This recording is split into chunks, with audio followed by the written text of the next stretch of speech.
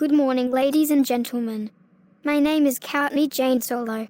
I would like to welcome you guys to the third episode of Game Show News. I am so happy that you can come and join me today. Here, on Game Show News, I will be bringing you some news about what went on game shows, past or present. For all of you game show fans out there, there will be some game show news I will present with some of the most exciting wins. But there will also be some heartbreaking or disappointing losses I will present as well. I know, I don't want to share disappointing losses. But that's my job on Game Show News as the host of this new news broadcast. And you know what they say. You win some, you lose some. But that's how games and game shows work. Some people win and some people lose. And then aside from that, once in a while, I will give potential updates on where the hosts and or contestants are now. And when I present Game Show News, I will only be telling you guys about what went on game shows. Because unfortunately, due to copyright reasons, I will not be showing or uploading any game show clips without YouTube's approval. Because if YouTube finds a game show video clip on which it might infringe on copyright, then the video will be taken down and there will be a copyright strike. And as many of you know, but if you haven't, 3 copyright strikes will result in the channel termination. So, I am going to make sure this does not happen. Okay everybody, here we go with episode 3 of Game Show News. Enjoy! The first Game Show News headline is going to be a sad one. Sam Rubin, an American journalist who hosted the KTLA Morning News since July the 8th, 1991, has passed away at the age of 64 from a heart attack on May the 10th, 2024. Before Sam Rubin became a television journalist and the host of KTLA Morning News, Sam became a contestant on the new $25,000 pyramid back in 1983. So, in honor of his passing, game show host Wink Martindale hosted up an episode of Sam Rubin on the new $25,000 pyramid on his YouTube channel. The host was Dick Clark. The celebrity guests in the episode were Lynn Redgrave from Teachers Only and Charles Sibbett from Trapper John MD. Sam's opponent was Laurie Andrews. She had a part-time job at a bookstore and is a mother of 2 children, a daughter named Ginger, who was 9 years old, and a son named Brian, who was 6. For the first game, Sam played with Lynn Redgrave, and Laurie played with Charles Sibbett. Laurie had won the first game with a score of 16-15 in the main game. In the winner's circle, she won $750 in cash, and she came so close to winning $10,000 during the first winner's circle round. It was the 6th and final subject at the top of the pyramid. The subject was, "It comes in sheets." Charles Sibbett came up with a couple great clues with his subject, such as paper and bed linens. And here is the sad part about it. Laurie did say the word sheets, but had said the word 1 second after the buzzer. In the second game, Sam played with Charles and Laurie played with Lynn. And for this second game, if Laurie wins, she will go back to the winner's circle and she will play for $25,000. And if Sam wins, then he will go to the winner's circle and play for $10,000. Both Sam and Laurie have tied for the second game, but Sam had won the game in the tie-breaking situation. The tie-breaking situation was, one player had to get all 7 subjects in the fastest time, and Sam won by getting all 7 subjects in 24 seconds, while Laurie got all 7 subjects in 25 seconds. So Sam won in the fastest time by only 1 second. Wow! Sam went to the winner's circle and won $500. The subjects that he got were types of beds for $100, why you get seasick for $150, and parts of a script for $250. The subjects that he missed were parts of a railroad, something that's kissed, and things with a flap. Laurie became the winner with $750 and came back in the next episode, while Sam left the show with $500. Although that Sam lost, he did win a trip to Hong Kong in a special Mystery 7 round, where he got 7 subjects in a row by picking the Mystery 7 and winning a trip to Hong Kong. Sam, you played an amazing game of the new $25,000 pyramid. I watched your episode on YouTube. It was a great show. You will be missed, and may you rest in peace.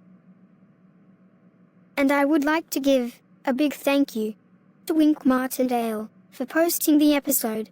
I enjoyed watching Sam Rubin's appearance on the new $25,000 pyramid. Alright, here we go with the next game show news headline that I am excited about. On Wednesday, July the 10th, 2024, Who Wants to Be a Millionaire returned to ABC for a new season, hosted by Jimmy Kimmel. But not only that, this was also the season to celebrate 25 years of the show that began in the United States on August the 16th, 1999. The first thing that we've seen, as Jimmy Kimmel was walking to the stage at the beginning of the show, was a studio audience. And this is the first season to have a studio audience since the cancellation of the syndicated version hosted by Chris Harrison, who was also the host of The Bachelor, on Friday, May the 31st, 2019. And this was also Jimmy Kimmel's first show to have an audience, as well as the return of Ask the Audience for a lifeline. The reason why Jimmy Kimmel did not have a studio audience for his first 2 seasons, along with no Ask the Audience for a lifeline, was because, and I know a lot of you know about this, but if you haven't, it was due to the COVID-19 pandemic that went on throughout most of 2020 and in early 2021. Jimmy's first episode aired as the host was on April the 8th, 2020. A lot of exciting things happened during the season premiere. The first celebrity contestants for the new season were actors and comedians and longtime friends John Mulaney and Nick Kroll, the stars of the adult animated comedy show Big Mouth on Netflix. John Mulaney was playing for The Innocence Project. The Innocence Project is a charity where people help overturn or end wrongful convictions and to help the innocent people get them out of death row and to create a fair, compassionate, and equitable systems of justice for everyone. The Innocence Project was founded in 1992 in New York City. And Nick Kroll was playing for Comedy vs. Cancer. Comedy vs. Cancer is a charity sponsored by the Memorial Sloan Kettering Cancer Center, where stand-up comedians perform to raise money for blood cancer. Now, here is something that I would like to share before I tell you how much money John and Nick have won. John and Nick had fun with the 11th question, valued at $64,000. And the question went on for about 6 minutes in airtime. I enjoyed this question myself. Here was the question. Which of these statements is true about the giant stoneheads that dot the landscape of Chile's Easter Island? A. Originally, they were homes. B. Only 5 are still intact. C. They all face due west. Or D. They also have bodies. Both John and Nick were thinking that it was either B. Only 5 are still intact, or C. They all face due west. Nick wanted to go with C. They all face due west on this question, but both he and John wanted to take 50-50 to see if either B or C is still there. And, believe it or not, they took away the answers, both B, only 5 are still intact, and C, they all face due west. The 2 answers that they were both thinking of, leaving the answers A, originally there were homes, and D, they also have bodies, on the board. And the crowd responded with a groan and an applause. And then John asked Jimmy if they can use the 50-50 again. So then, John and Nick decide to use their phone a friend to call Jon Stewart, the host of The Daily Show, on Comedy Central. John Mulaney, Nick Kroll, and Jon Stewart, along with Jimmy Kimmel, had a lot of fun during the phone a friend segment. They all talked for about a minute before the question was read to Jon Stewart. And then during the 30 seconds, John Mulaney read the question with the 2 possible answers. Then, Jon Stewart said that he had no idea. And everybody responded with a laugh and an applause. Sorry about the laugh. I told you this was going to be an exciting headline. Then, Nick told Jimmy they should have gone with Trevor Noah as their phone a friend. So after Jon Stewart was unsuccessful at helping out John and Nick, the duo were going to answer A, originally there were homes, but they decided to ask the audience first. The audience results were 70% have went with D, they also have bodies, while the other 30% said A, originally there were homes. And finally, after 6 minutes in airtime, John and Nick decide to go with the audience and answer with D, they also have bodies, as their final answer, and got the question right for $64,000. Unfortunately, John and Nick missed out on their $125,000 question and went back down to $32,000 after an unsuccessful Ask the Host attempt in getting the question right. John and Nick won $32,000 for both of their charities after missing out on their $125,000 question. John and Nick, you have played one whale of a game. Plus you made the episode exciting and fun. Enjoy the $32,000 for both of your charities. Before Millionaire introduced the next 2 celebrity contestants, they showed a video clip of the original Millionaire with Regis Philbin, aired on November the 19th, 1999, where John Carpenter, an Internal Revenue Service agent from Hamden, Connecticut, became the first $1 million winner in all the versions of the Millionaire franchise. And that $1 million win is most memorable for John to call his father by using his phone a friend and saying he does not need his help and letting him know he was going to win $1 million. And, you guessed it, John Carpenter made a guest appearance in the studio audience. Here is an update. John still works for the IRS in the state of Connecticut. And after he won the $1 million back in 1999, believe it or not, and I know I keep saying it, but what I'm about to say is true, he had to give approximately $400,000 to the people that he works for, as well as the state of Connecticut.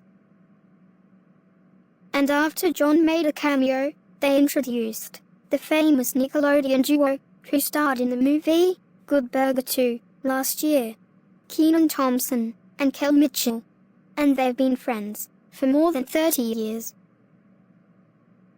Kenan Thompson was playing for the Christian Rivera Foundation. The Christian Rivera Foundation was founded by Christian's father, John Rivera.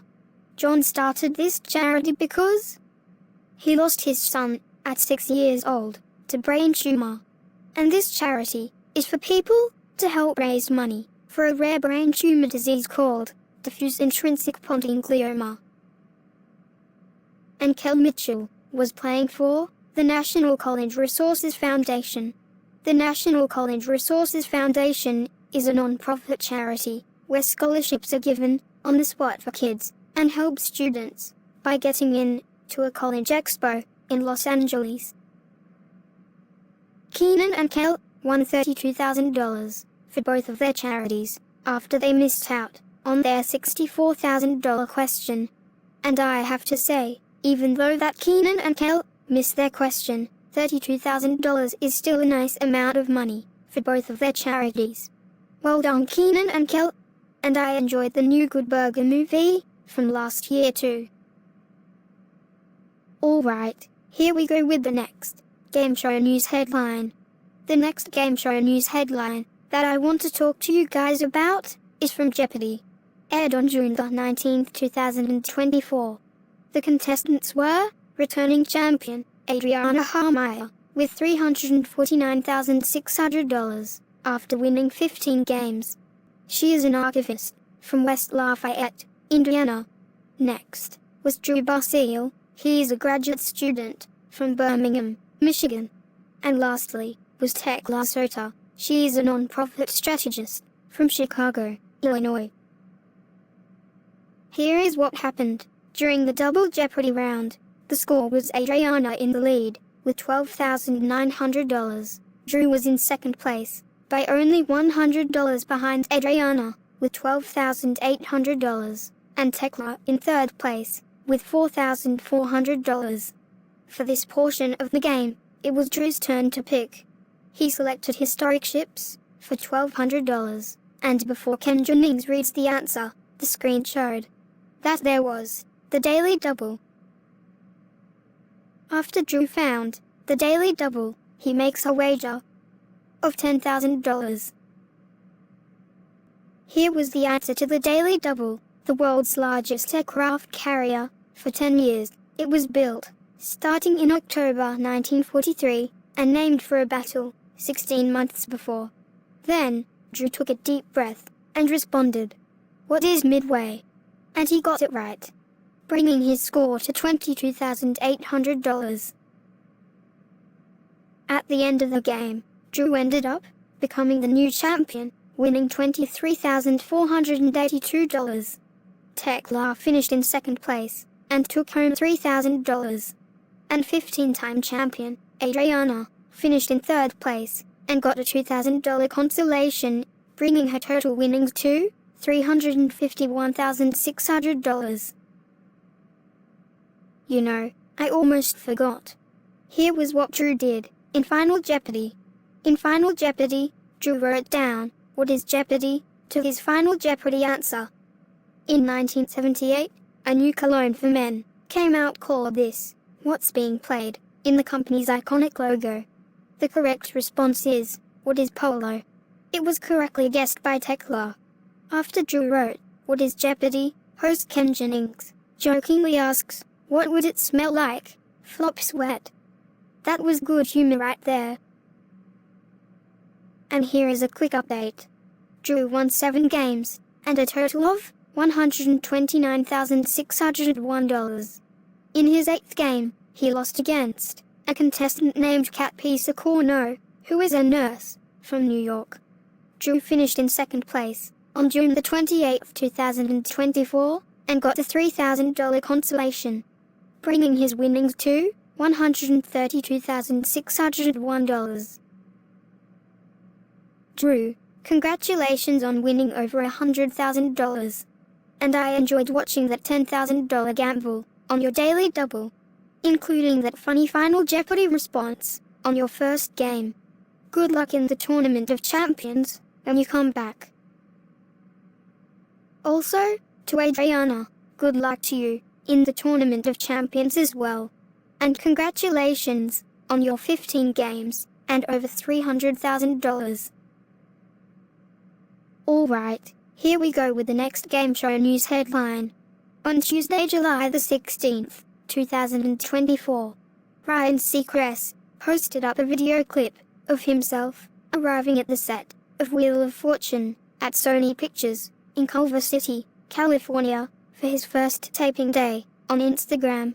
The video showed Ryan arriving at Sony Pictures, meeting with the producers, and before he walked in, he said his heart was pounding because he was so excited.